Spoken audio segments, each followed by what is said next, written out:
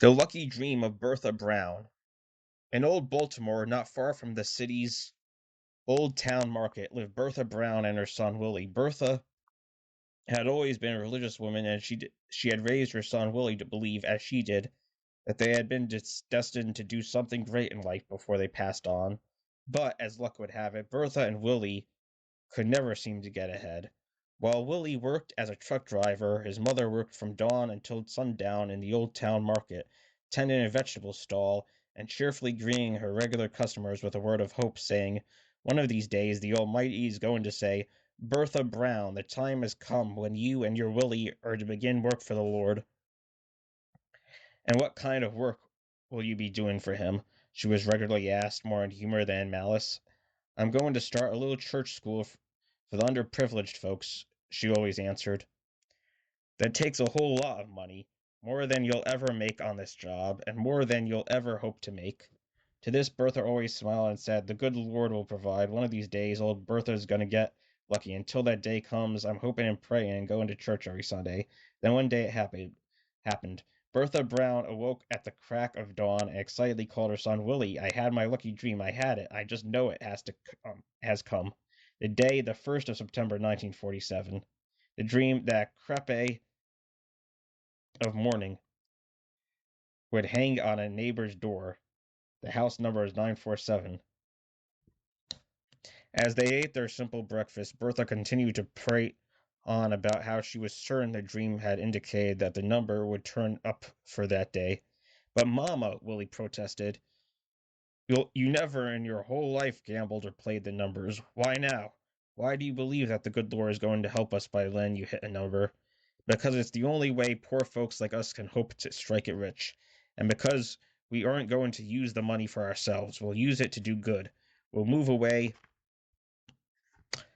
out there in the country where they need that little church school, and we'll suddenly."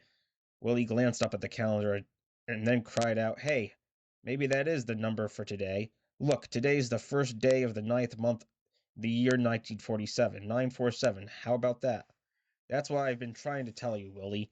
That's the number for today." Sure enough, as they left the house together to go their private ways to work, Bertha suddenly clutched Willie's sleeve and stopped him as her hand lifted to point down the street. "Willie, am I still dreaming, or do you see what I see?" Frowning, he looked at her. "Now, what do you ask that for? I told you I dreamed I saw a crepe on the door of 947. And look, there's old Joshua, the undertaker, and he's hanging a crepe on that door." Willie swallowed hard and drew back a step in awe. "Who died?" "Must be the old woman who lived on the second floor. I heard she was ailing, but then I heard that she was getting around again. Maybe she had another stroke, the poor thing. God rest her in peace." Needless to say, Bertha and Willie verified what had happened, and that clinched it. Neither Bertha nor her son Willie went to work that day. They were too busy drawing every cent of their savings out of the bank, pawning everything they owned, and borrowing as much as they could get in order to bet on the number she had dreamed. The odds against hitting the number were 1,000 to 1. The payoff was 700 for every dollar bet. But this did not deter Bertha.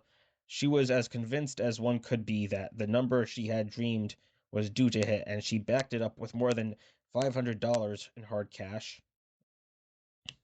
At the time, the number was arrived at in the Baltimore by totaling the total mutuals of the first three races at a nearby racetrack and looking to the left of the decimal for each race for the first, second, and third number.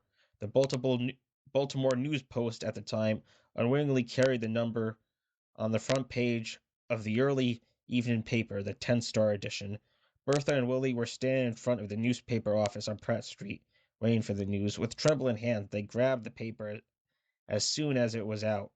947 hit, and Bertha and her son Willie were rich.